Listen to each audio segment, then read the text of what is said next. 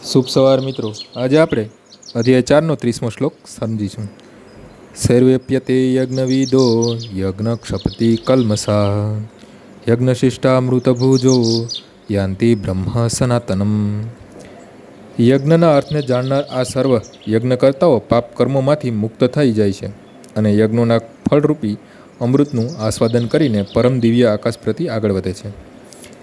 દ્રવ્ય યજ્ઞ, સ્વાધ્યાય યજ્ઞ તથા યોગ યજ્ઞ જેવા વિભિન્ન પ્રકારના યજ્ઞોના ઉપરોક્ત સ્પષ્ટીકરણમાંથી જોવા મળે છે કે તે સર્વે એક સમાન ઉદ્દેશ ઇન્દ્રિય નિગ્રહ કરવાનો છે।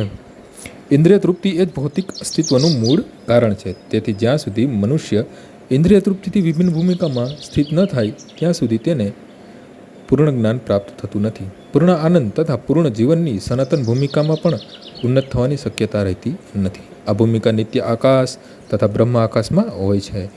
ઉપરોક્ત સર્વયજ્ઞો દ્વારા સંસારના પાપ કર્મોથી વિશુદ્ધ થઈ શકાય છે। જીવનમાં આ પ્રગતિ દ્વારા મનુષ્ય આ જીવનમાં સુખી તથા સમૃદ્ધ થાય છે। એટલું જ નહીં પરંતુ અંતે તે નિર્વિશેષ બ્રહ્મમાં વિલીન થઈને અથવા પૂર્ણ પુરુષોત્તમ પરમેશ્વર કૃષ્ણનો સંગ પામીને ભગવાનના સનાતન ધામમાં જાય છે। આજનો શ્લોક અહીં પૂર્ણ થાય છે।